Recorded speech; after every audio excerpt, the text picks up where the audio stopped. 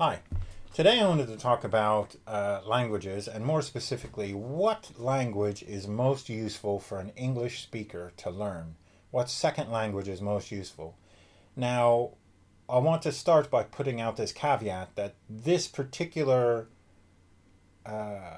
set of recommendations that I'm giving and the thought processes I went through and my reasoning does not apply to individual circumstances. So, for example, if you have recently moved to rural Romania, then Romanian is the preferred language. That is the one that is most useful to you. So, when I talk about the utility of a language, I'm talking about generally as opposed to specifically about individual circumstances. So, we're talking about a general area related to English speakers. Now, one of the things that most people start with is the number of other people who speak this language. So let's just dive into this and have a look. Now, you can see I got these estimates from sort of Wikipedia and things, but English is 1.5 billion speakers, Mandarin Chinese 1.1 billion, and if you looked at this and you're an English speaker, then you would think, right, the one to learn next is Chinese and then Hindi. But if you do look at that, Mandarin Chinese is only an official language in 4 countries. And if you discount Singapore, because Singapore has English as a official language as well, then you're down to 3. And the vast majority of this 1.1 billion people all live in one country. They live in China, which you may or may not want to visit. Now, another way we could sort this is by the number of countries where this is an official language, in which case Arabic sorts to the second. Because there's 26 countries with Arabic as an official language. There's 24 for French and only 21 for Spanish. So if you were going by the official number of languages, your top 3 would be English, Arabic, French, and Spanish.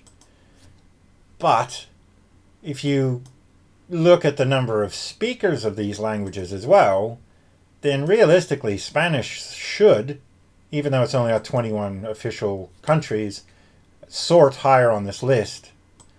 So if we take a combined score and we create a combined score, so we just divide the number of speakers by 100 and then we divide the countries by 2 to get a sort of a balanced scoreboard, then when we sort it that way, you can see that Spanish does sort above, which makes sense because there are more Spanish speakers, even though there are nominally less countries.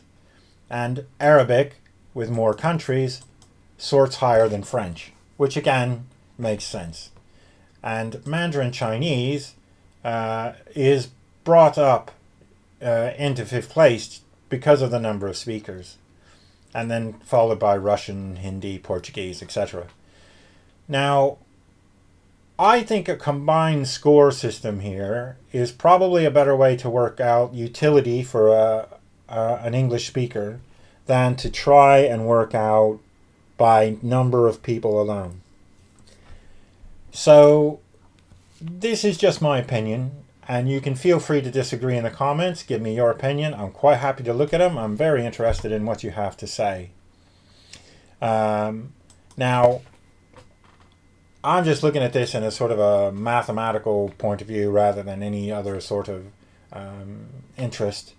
If your family was originally French and you're interested in French, learn French. Don't go by these numbers of how useful, quote unquote, it is, because actually it's probably more useful for you to learn French and you'll be more motivated to learn French, so you might as well go learn French.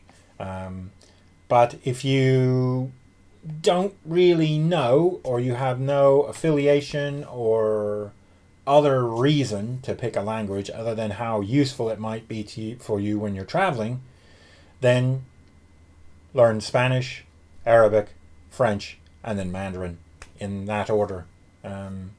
So I hope that was of some use to you. It's just a brief discussion on my opinion on how to work this out. And I have to say, I don't speak Spanish. And I picked French and Italian, Korean and Mandarin. So, and Setswana. So, it is a personal choice.